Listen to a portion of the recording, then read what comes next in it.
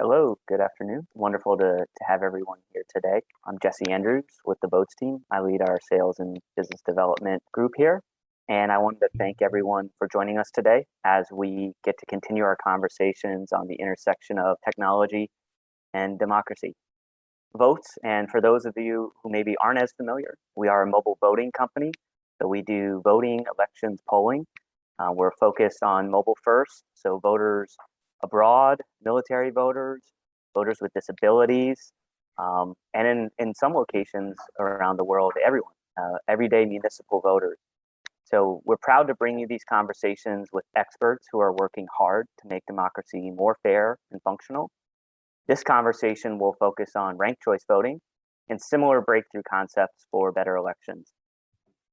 So to start us off, I wanted to just give a quick anchor and example of some of the work Voatz has done in terms of mobile voting and the intersection of ranked choice voting.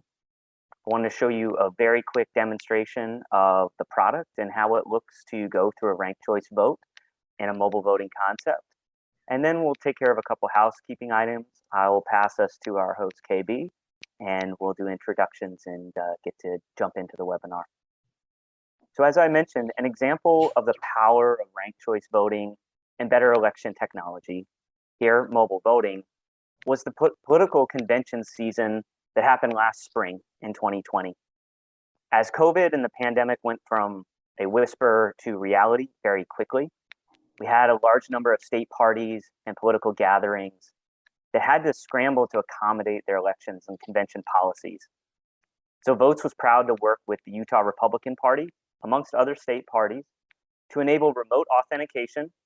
Only those eligible delegates get to participate, and actual remote participation. So voting from a smartphone device of those delegates on only just a month's lead time, because again, we went from March to the end of April and the world changed very quickly. Another adaptation that we had to do to help the party, their policies, their procedures, and their delegates was to account for runoffs and making sure the party didn't see decreasing participation in a remote convention scenario. That could be asking delegates to hang around online for hours while the vote window and tallying was completed. Some states went forward with in-person conventions. There were issues around health concerns and travel at that time. So the party took all these aspects into account. They changed their bylaws to allow for ranked choice voting and mobile voting together. So Voatz and RCV really enabled the Utah Republican Party to succeed in this remote election, this remote convention environment. The party had over a 90% participation rate.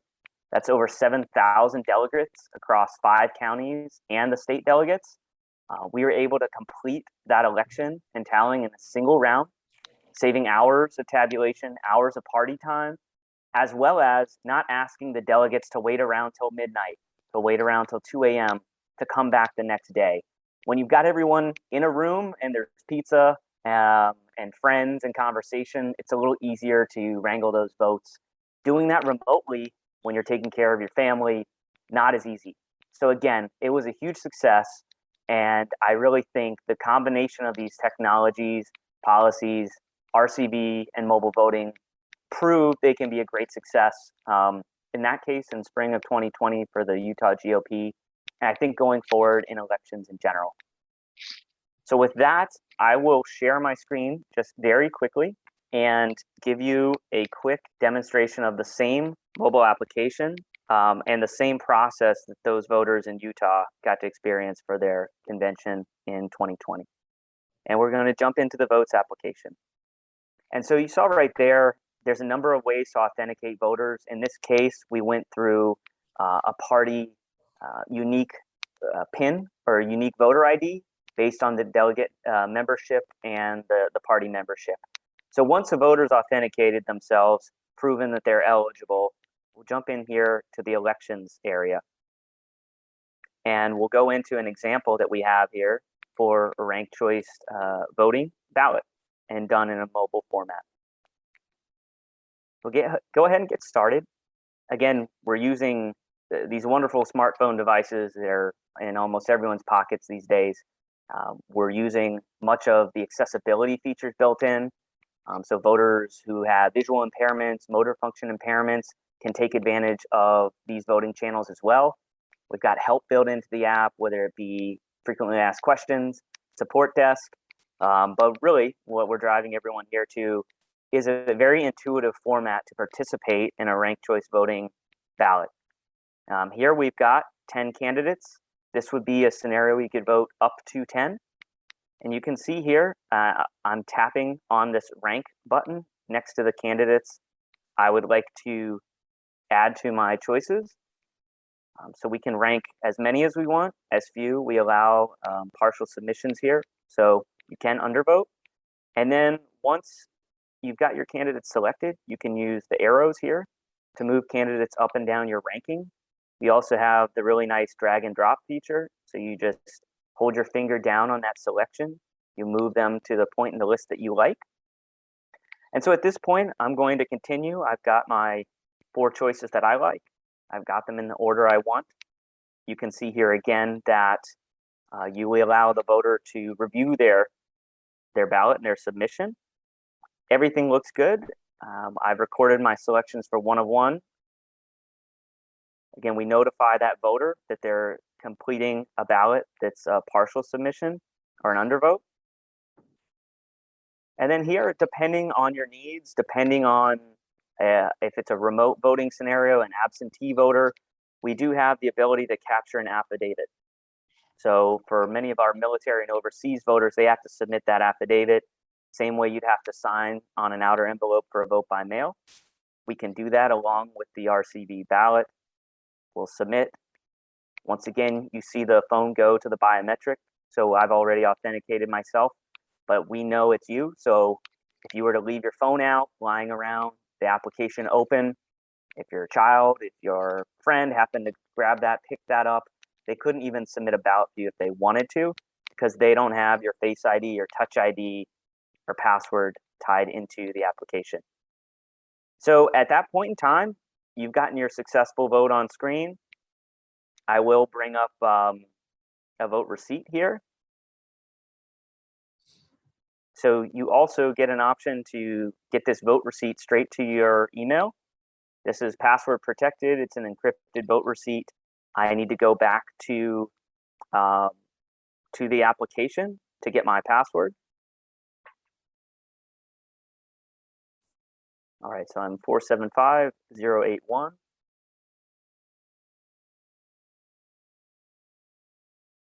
All right, and here you can see, we can actually go through the ballot. We'll show you your choices that you've done. We'll show you your non-ranks. And again, this is all done in a matter of a couple seconds. You see this hit your inbox. You see this hit your the app. You're notified. It's timestamped. And if you have any concerns about that vote, you can actually contact the election organizer to spoil or to submit another ballot if that is allowed. So with that, I'm going to stop my share. Couple housekeeping notes before we move on. There will be a few minutes for Q&A at the end of this discussion. So please send us your questions via the chat box in the interim. Speakers will try to answer as many questions as possible, time permitting, but please keep your questions specific to the expertise of our panelists, please. We are recording this webinar and it will be made available to view on the Voatz YouTube channel after the fact. So now I'd like to hand this over to our moderator, also a friend of mine, Khalil Bird, KB, who is the co-founder and CEO of Invest America, also an advisor to Voatz for a number of years now. KB guides leaders and organizations working to improve the lives of millions of American voters. And with that introduction, I hand it over to you, KB. Thanks so much, Jesse. It's wonderful to see this in action. What Nimit Sani, Simmer Sani, Jesse Andrews, and the whole team are showing is that the future is here. It's today. And so with that, we're talking about ranked choice voting and how technology can interact with that in the real world. It's a fun day to be talking about it. We've got 2 interesting elections, big elections that are sort of bellwether elections in New Jersey and Virginia. We wonder if ranked choice voting were in action in both of those states, what would it look like?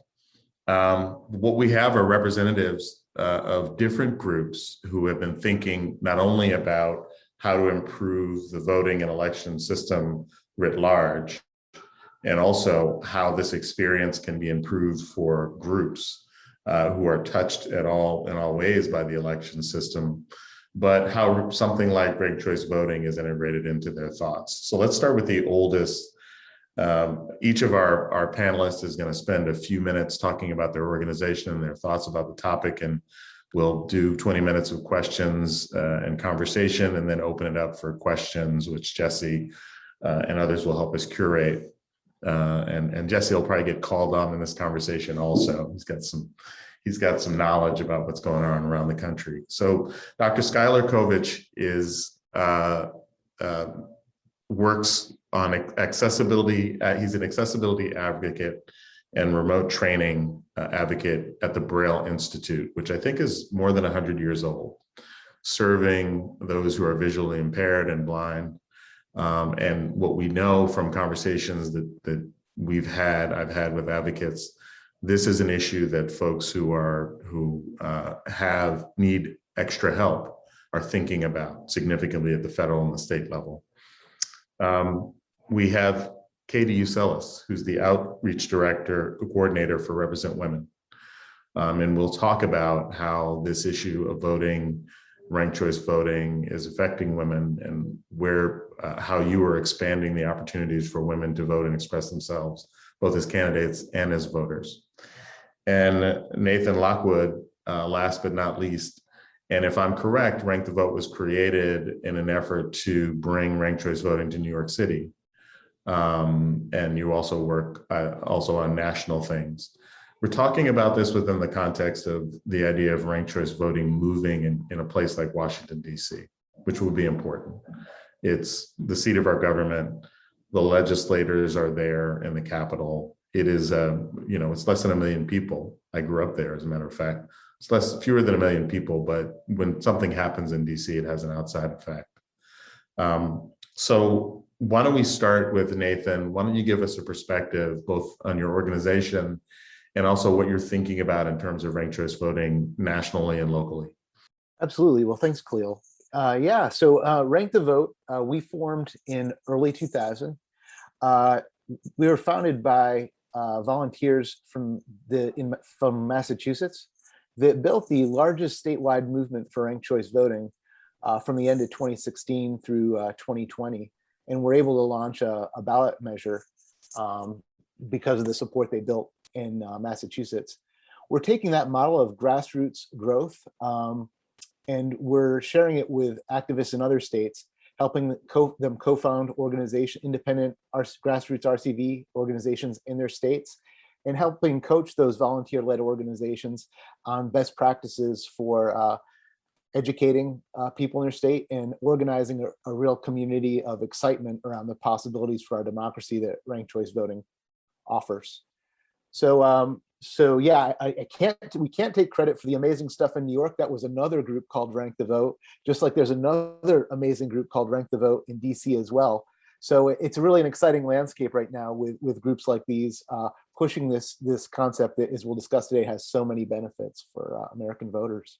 Yeah, we'll talk about it. We've had on ranked choice voting wins in Maine, wins in Alaska, narrowly lost in Massachusetts, won in New York. It'll be interesting as we kind of open things up to talk about why a ballot measure or why this is able to move successfully through certain legislatures and why it fails. So Katie, why don't you pick it up and talk a little bit about Represent Women and how this particular issue interacts with your constituency. Good afternoon, everyone. It's so great to be here. I'm actually here in DC right now. I'm based in Barcelona, but I'm here in DC with the team in the office this week. So I'm so happy to be here to be with you all. Yes, so Represent Women, we also started in 2017, and we are a research and advocacy hub that focuses on doing research and building evidence first around the structural barriers that women face in US politics. And then secondly, around the structural solutions that we know can address those structural barriers. And we take that research and we take that evidence and we We focus on strategic partnerships and taking action to push these, evidence-based solutions forward. And representation is important to us, not just because it's fair. I think it's important to say this, not just because it's fair. That's true. It is fair. It's just. But representation and having diversity and true representation in our government increases our political processes, our political outcomes, and it truly is a sustainable structural catalyst to a more equitable society and a better democracy. So that's what we're all about. Skylar, why don't you talk a little bit, when we think about expanding voting opportunities, we think about a lot of the constraints for men and women overseas. Their constraint is that many times their ballot doesn't make it back. For those with accessibility issues, it's whether or not their local election system and the officials are set up to help those who have extra needs. And there can be a lack of privacy in that particular process. How is the Braille Institute thinking about this? What are the things you're putting on the table right now to solve this problem for those who are visually impaired? Right. So the Braille Institute itself is generally provides training to people who need help learning how to use their smartphones, computers, other accessible technology in the best way possible. So that's my professional position, and but I also have a doctorate in political science and have been involved in the political process. So I've been trying to find ways to make sure that the Braille Institute becomes more active in the political conversation around accessibility. And I've been almost totally blind since birth myself. And so some of the problems with voting privately include with vote by mail. There are some local governments and states which allow the ballot to be electronic, but then you have to print the ballot and put it in the mail. That's not easy for most blind people to do privately. There are a few workarounds, but it does take a really high skill level and a really high training level. And there's always a high chance that it's not going to be done correctly. And this goes for other people who have trouble with either reading printed materials or especially handwriting. And so a lot of blind people still either vote by mail with assistance or in a voting machine with assistance. Now, one of the most promising things is in-person voting machines, which do have voice-activated capabilities and are really designed for accessibility. But quite often, there's only a few in each county or city. So it could be a matter of how a blind person or a person with another physical disability will get there. And then if you add other possibilities like ranked choice voting or electronic voting, which I entirely support, there's always a chance that if people with a disability are not involved in the conversation, that there'll be accessibility issues with those applications that might not have been thought of. And again, one thing that I've learned over the past few months working with other blind people, especially those who become blind more gradually or later in life, is that it can't be targeted just to people with a very high skill level and very high level of training and the best access technology. And there has to be a training infrastructure for people who might have some extra needs even beyond just being blind. So Nathan, let's start out with a national perspective on where we are in ranked choice voting. We named a few places where we know we've had demonstrations. We know that there will be ballot measures coming up in 22. Can you give us a national picture of what the state of things are and what's important either on the advocacy side, the money side, or in-state on the political side? So ranked choice voting right now is actually used in, I believe, 28 US states in some form, whether it be municipalities for city and town elections, or as you mentioned, military and overseas voters. Some states have worked to solve, or at least partially solve, the problem of getting those votes back, make sure there's no vote left behind over there by using ranked ballots. So if they have a runoff system, military and overseas voters can fully express themselves throughout both the preliminary and the runoff election on that single ballot. And then, obviously we're super excited about, Maine being the leader and being the first to adopt it for almost all their state and federal elections, and then including the presidential election, where Maine used it for the US 2020 presidential election, being first in that regard as well. And then Alaska winning it by ballot measure in 2020.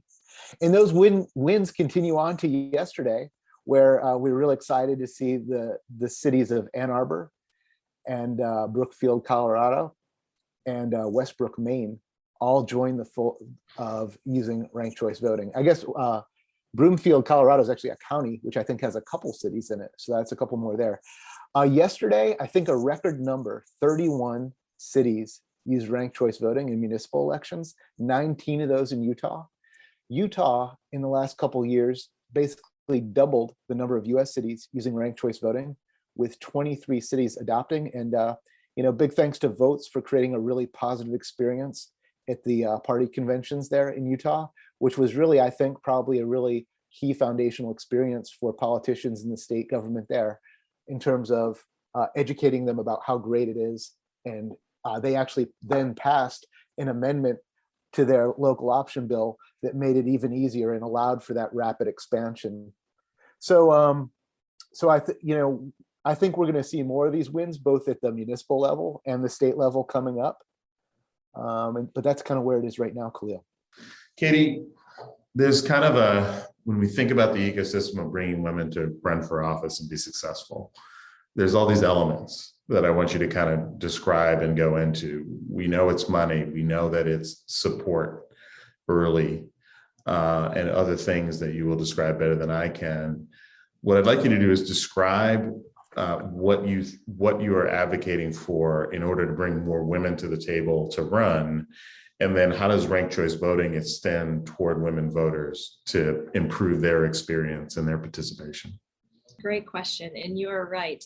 There are so many ingredients and factors that come together to create barriers or pathways for women to run and win in US politics. And of course, we know very well attitude barriers, cultural barriers, things like racism, sexism, stigma, self-stigma that are huge factors in that influence women in US politics. But there are also structural barriers, which I mentioned earlier. And those structural barriers are things that are really baked in and embedded in the systems or systemic barriers that women face. And so on the running side, which you mentioned, those are things like party recruitment strategies, or the ways that parties recruit candidates, which is heavily influenced by stigma and things like that. And oftentimes women are just not seen because of biases as viable candidates, as worth investing in. And so a structural solution to that we promote based on our research is recruitment quotas. Simple thing, very easy to do. Lots of, some parties already do it in countries around the world. This is a widely used strategy that's very effective, just not so much picked up yet in the US, but that's something that we're shooting for. And then the other structural issue on the running side is funding.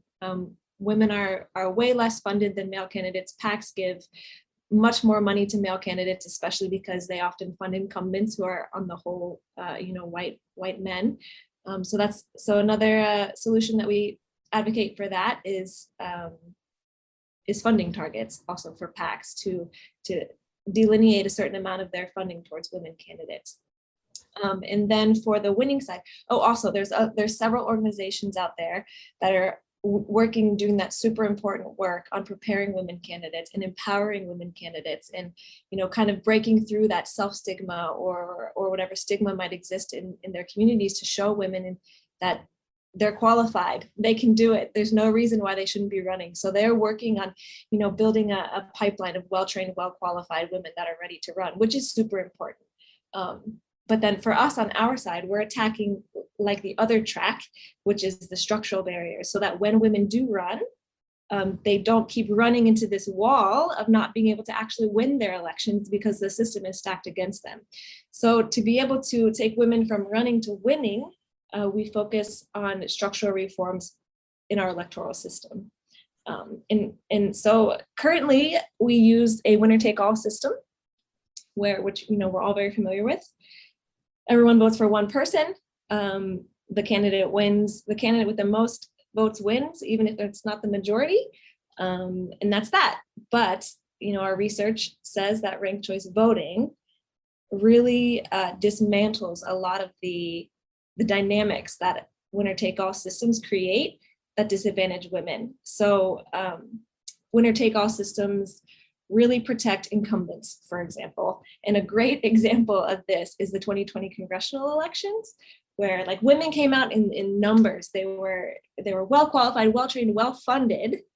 So all those kind of barriers were ticked. We kind of dealt with all those things.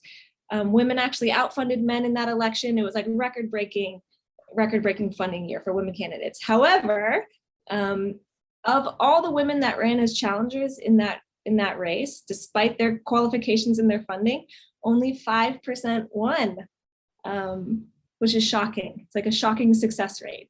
And that's just perfect evidence of the fact that the system was created to protect the status quo. Super hard to win as a challenger. And when most incumbents are white males, like I mentioned before, it's hard to achieve representation. So also winner-take-all systems create a spoiler effect, where party leaders will ask candidates in their parties who are mostly women, especially women of color, to step back, wait your turn. We don't want your candidates. We don't want you to detract votes from the preferred candidate that we have here, and that's a part of our winner-take-all system. But ranked choice voting kind of remedies that, because voters have choices. The vote has more power with ranked choice voting, and if your first choice doesn't win, your vote's still in play. So party leaders don't have to worry about that. It's literally off the table. And then the third kind of disenfranchising or disempowering dynamic that winner-take-all systems create is this negative campaigning issue, which I know we're all very, very familiar with. And negative campaigning seems to just be especially nasty for women candidates, and even worse for women of color. There's a group called She Persisted, and they did research actually on social media in campaigns in 2020, and they found that not only are women attacked more than male candidates online, but the nature of the attacks are different, and attacks against women candidates are more personal, and they really kind of attack women's identity and their value as human beings, versus male candidates who also get a lot of attacks, but kind of more focused on their policy proposals or their ideas. And I'm not sure if you saw a few months back, but Cori Bush did a Twitter thread of screenshots of like the abuse that she faces on a daily basis. And it was shocking. It was scary. Some of them were really actually scary. And that's just not something that a lot of women are like, sign me up. This is what I want to get involved with. This is what I want to do. Sounds great. So ranked choice voting remedies this as well, because it promotes positive campaigning and coalition building. And I'm not sure if you saw this campaign video from Oakland City, California recently. It was perfect. It was beautiful. It was 3 women candidates that were running for city council in District 4. And they created a campaign video together. And the candidates were actually introducing their competitors, running through their impressive resumes, explaining how their competitor would be a great person for this job. And they kind of campaigned on this coalition of choose us as your first, second, and third votes, or third choices, which is beautiful. This is exactly what ranked choice voting is all about. So these are kinds of the ways that ranked choice voting can kind of remedy the broken system that we have that keeps women and women of color out of office. We saw this phenomenon play out in New York under a normal winner-take-all system, where the choice becomes binary, even in a primary, very quickly. You're uninterested in candidates who may or may not be considered credible for that race or serious for whatever reason, money, they're a newcomer. But in New York, what you saw were 3, and you could probably say 4 women who were serious contenders. And even though they didn't win this time, they're players. Totally. And so what you're saying is it opens up the space for a lot of folks. And we know it's a long-term project to be able to improve representation with regards to voting. And so Skylar, as we kind of land on the questions before we open it up to folks, give us a sense, the White House has been active in this, but they're reacting to a disability advocacy community that's becoming more sophisticated and more active and aggressive. And one of the things you said earlier was that you are very, very positive about ranked choice voting as being helpful to blind people, those with disabilities. Talk about the community and its expectations. What is happening in Washington or around the country that you'd like us to know? And how did you come down to understand that ranked choice voting was going to be so helpful? I have always been interested in political polarization and how do we make sure that people feel free to vote for the people who they really want to vote for, but also have the opportunity to make their decisions known about candidates who they wouldn't necessarily prefer, but would prefer above all the others. I think both the 2016 Republican and 2020 Democratic presidential primaries really provided some lessons for this. And a lot of it really was honestly more about my other work as a political scientist rather than about blindness directly. But I do think that the disability community, having some policy discussions that others might not be aware of. There might be a case where a candidate really addresses the disability policy issues well, but we're not sure if they have the best chance to win this time. And so it would be great to be able to rank them first and then rank other candidates who we would be generally okay with toward the next, in the next rank.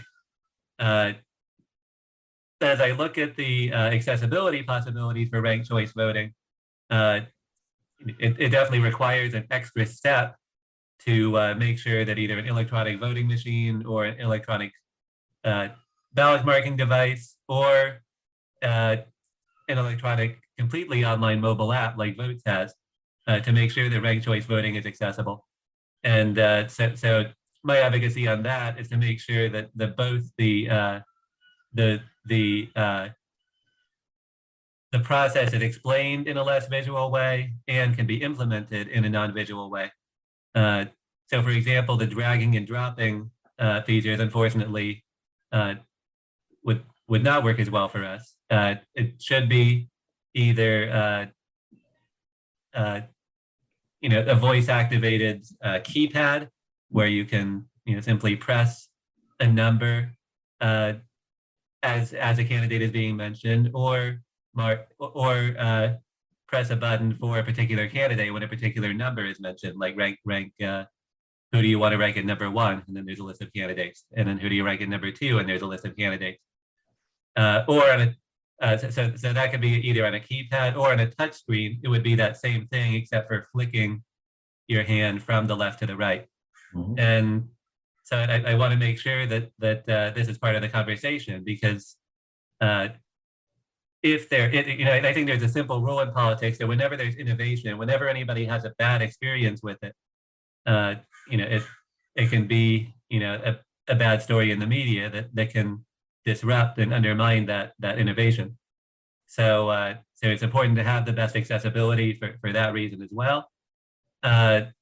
And it does seem, from what I can tell, that in New York City, the electronic voting machines that the city elections board did take that into the account. So you had both voice-activated voting machines and ranked choice voting there, at least. But so what I want to do next is to talk to blind people in some of these cities to see what their experience was like. Jesse, as we kind of go to questions, I'm going to throw one to you.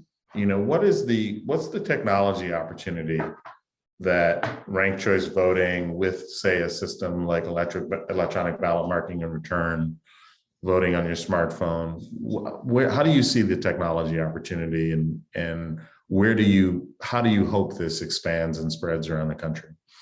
Thanks, KB. I think Skylar hit the nail on the head in a lot of aspects. I think a lot of what he described in terms of the interface and the experience for the voter who's using it accessibly is how we do it today with talkback, voiceover, containerization. Again, making this easy to accomplish from a device like your smartphone that's already been customized to you. I think that's one big key positive here, as opposed to the accessible devices in precinct. So as I think how we develop both accessible voting technology as well as ranked choice voting capable technology, just to generally how we're voting in the future, we've seen success for this, the Voatz technology, in a few core aspects right now. Voters, like I said, overseas, military voters, where they have the right to use this today through certain uniformed and overseas voting codes. So in certain states like Utah, like West Virginia, where we have experience, we've actually seen them expand those voting opportunities to voters with disabilities through the legislation. They've said, we've seen this technology work for these demographics, and voters who need an accommodation can use it. So we've seen the case study, we've seen the success, we're comfortable with it. That is the next step.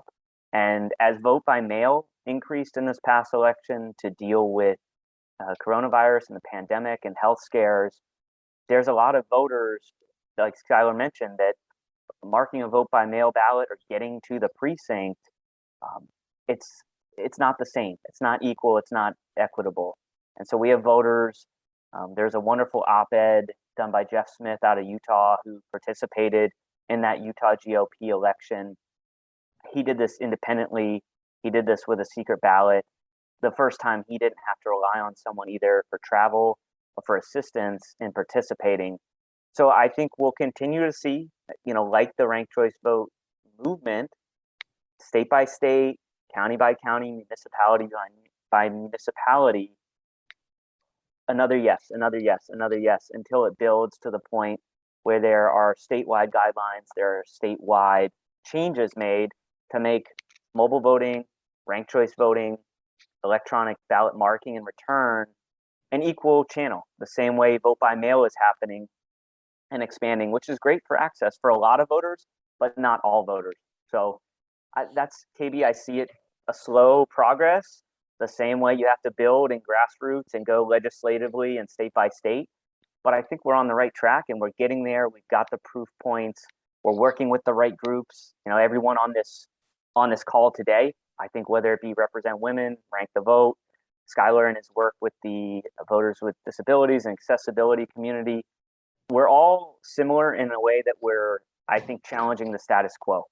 In some form or fashion, the way things are done in elections today, we're all challenging it in some form or fashion. So I think we work together and we affect the change that hopefully we want to see.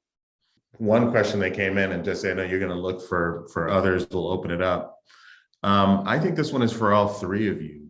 And it sort of goes, and it's a continuation. We'll start with you, Nathan. How do you present this locally? How do you move a legislator, whether we're talking about ranked choice voting or technology, from where they are to where we think they could be in terms of reform? What works on the ground? Yeah, Cleo, great question. So there's a few different ways to do that. The way that Rank the Vote focuses on moving the conversation about ranked choice voting is really, in our experience, the biggest obstacle to achieving ranked choice voting across the US is one of education.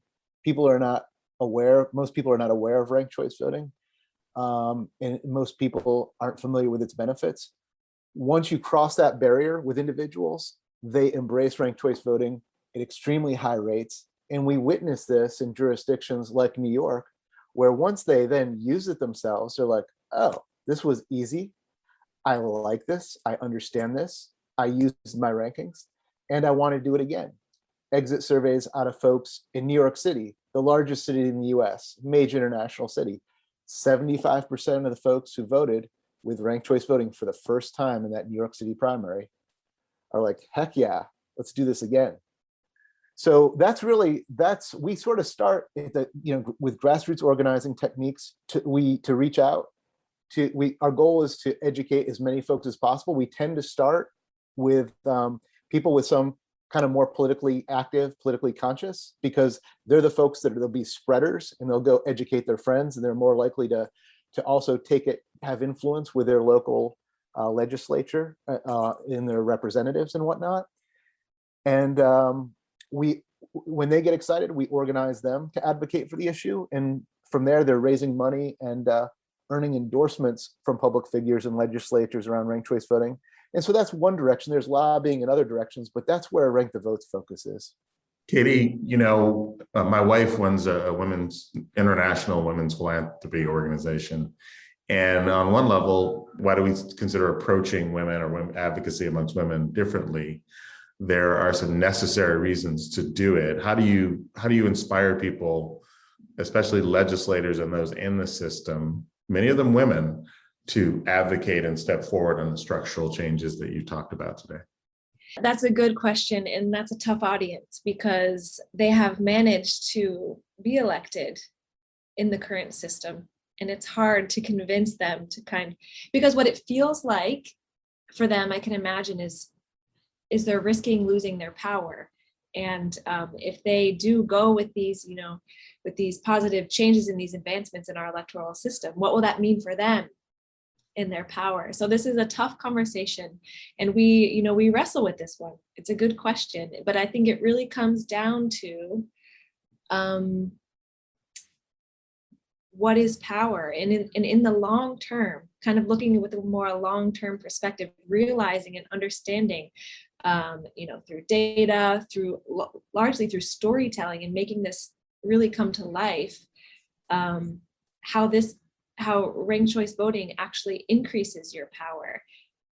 Maybe not as an individual, but the things that you believe in, it actually increases the power to see those things happen.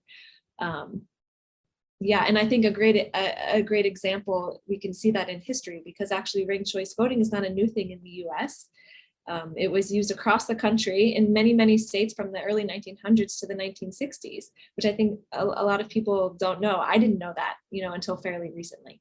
And states repealed their ranked choice voting because it was working too well. And there was too much progressive reform, and there were too many Black people and too many women being elected. And the status quo got scared and repealed everything in the 60s. And that's, important to look back on and see how successful that was, and weave that into our story making. Someone asked the question, and I'll point this to Skylar.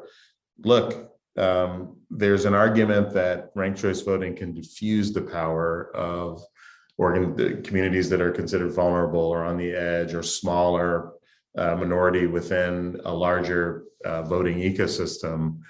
Do you see that challenge for the blind around the country relative to ranked choice voting, Skylar? Yeah, definitely is, for the reasons that I mentioned before, it could definitely be a way to expand the power of disabled voters in particular.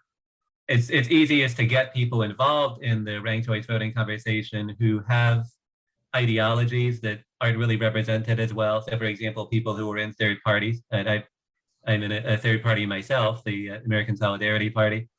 And I think with the broader disability community, there is a problem with people feeling like the current issues of the day that are policy issues like housing, education, social security, advocacy, public transportation, that all of those are more important than electoral reform. And so people, when I talk to other blind people, they think, yeah, ranked choice voting is a nice idea, but how do you get people to really work for it? And so legislators see that. There is also in the electoral reform conversation, I think sometimes ranked choice voting advocates have to, spend a lot of time detailing the why it's a better electoral reform system than something like approval voting. And so that can end up taking a lot of energy. And so I think that can be a mixed message when it comes to legislatures seeing that electoral reform as well. So I think starting locally, ranked choice voting is largely in larger cities. The city where I live currently, Santa Barbara, California, had a mayoral race of 6 candidates, and candidates who were somewhat similar to each other ended up splitting the vote. And so I think now is a time, I think, where I can go to people, especially in the disability community, and really push ranked choice voting because of an experience that they just had was frustrating, trying to evaluate the best voting decision. And Skylar, you pointed out that, let's say you have 2 great candidates. There could be one that is better on issues focused on the blind. And maybe that's just a game of inches, but what you're saying is ranked choice voting allows you to make that distinction in real time in an election, and that can be an important dispositive issue. So Nathan, let's get a little technical. Eric asked the question of advocating for ranked choice voting versus Final 5. And I will add to that ranked choice voting versus runoff. How should we think about the different gradations that ranked choice voting can express? And do you have a recommendation or a standing on why we should be going in one direction versus another?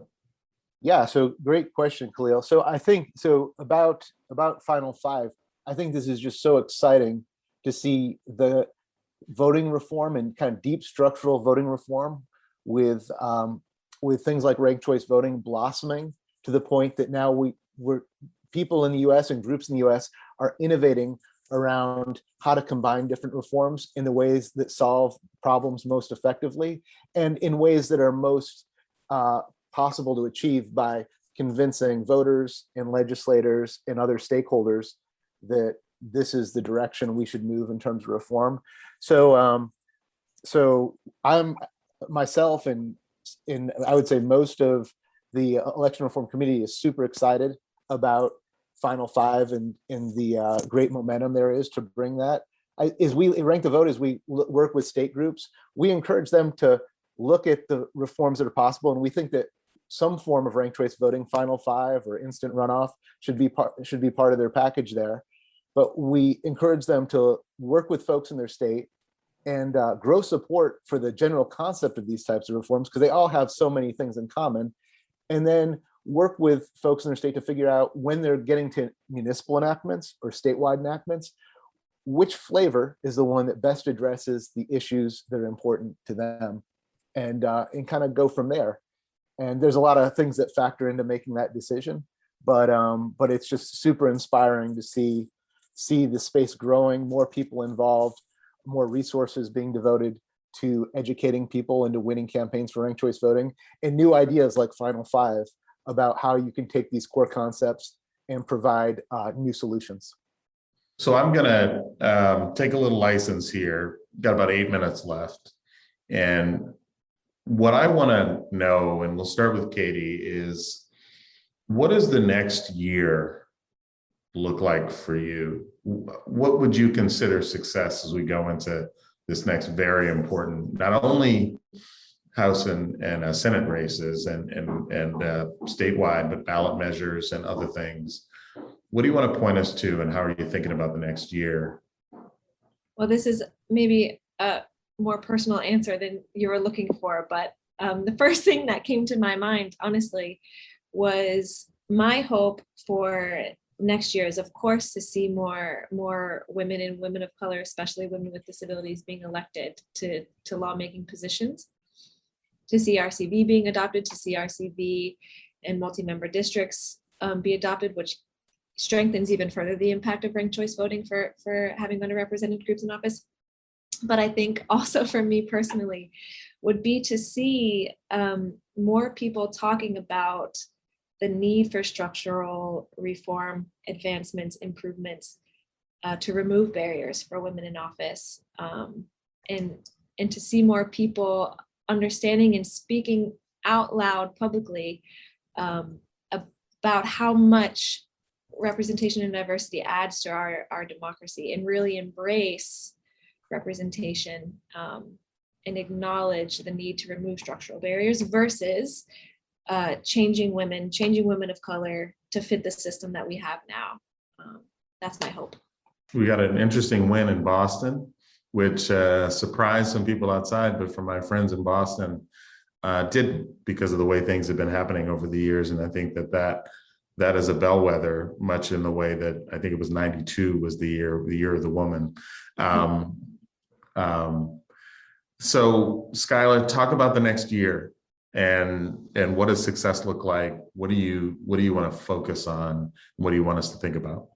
Yeah, I've been talking a lot about disabled representation inside the electoral reform community, through having conversations like this about what it would exactly take to make sure that there's a training infrastructure and a support infrastructure and the best accessibility standards for voting machines, and also innovative apps like, if we can get the security taken care of, if online voting could be implemented along with electoral reform, that would be a great long-term goal. And also then spreading the ideas around electoral reform within the disability community, along with other political work that I'm involved in outside of that. That the disability community is very diverse ideologically. There have been growing support for ranked choice voting, all the way from the far left to centrists like Never Trump Republicans, for example, as well as even more conservative people. And it's just great to continue that. And I think for actually lobbying and implementing in many areas, it does make sense to focus locally, but also keep getting inroads into state legislatures where we can. Nathan, take us, you talked about more than 25 or 25 plus states where it's either statewide in a couple of states and where municipalities are picking it up.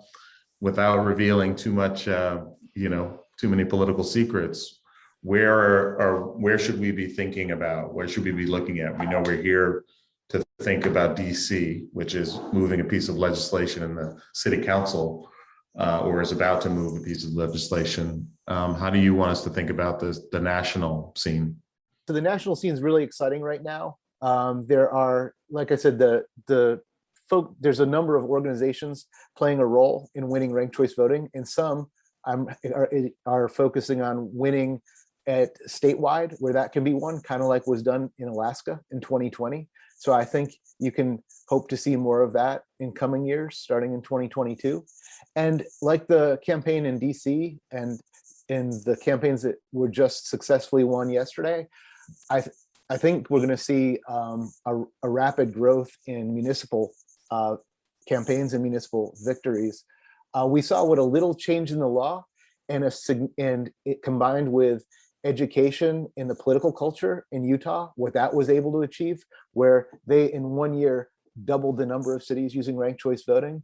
So, this could hit an inflection point really any time. And we already see the rate of municipal adoptions and statewide adoptions increasing. So we also Rank the Vote. We work with about 28 states directly, grassroots groups. And one of the things we work with them is increasing the number of people volunteering to educate around ranked choice voting, measuring the number of people they've reached and signed up as supporters, measure the amount of grassroots dollars they're able to raise in support of ranked choice voting, and growing the endorsements they can get from existing political leaders, so that they're saying, I've learned about it, I've heard about it from my constituents, people in my district, and now I'm on board. We have metrics for all those things, and we're working to grow those. Ideally, we would like to get to a rate where we are tripling those metrics each year in each state. And our experience in Massachusetts suggests that we can do that, and we're making progress on that with the state groups now. Great. Jesse, I'm going to give you the last word here in about 60 seconds. Put us in the mind of an election official who needs to think about moving something like ranked choice voting into the world and perhaps pairing that with electronic voting or mobile voting. what's the advice that you give, realizing that you and I are both kind of conflicted out? Yeah, I'm obviously supportive of those election officials willing to make the change. I think Nathan talked about advocacy and relationship building at the local level. Most of the times there's some sort of legislative change or change in the law or ruling to allow this, whether it be at the municipal, county, or even state level. So making friends with your local advocacy groups and your local counselors is important there. Some states, some counties, your election official is appointed or elected. If you're elected and you're someone who thinks for change, who likes to be in the forefront of some of these changes, you can take the power. You can make the step and make some of those changes with the right people. A few people make big changes, and like Nathan said, a few different counties, a few different states, if things change, we can hit an inflection point on some of these technologies. So encourage new business, encourage new pilots, encourage conversation with your local legislators. And those are the keys in my mind to getting to a yes or bigger yeses, not simply one demographic or one municipality, but a broader change statewide, region-wide, hopefully nationally over time. Thank you, Jesse. Thank you, Skylar Kovich, Katie Usalis, Nathan Lockwood. Appreciate the work that you're doing. Thanks to my colleagues at Voatz for providing this opportunity, and to everyone who participated. We appreciate you paying attention to these issues. It's going to be a fun year.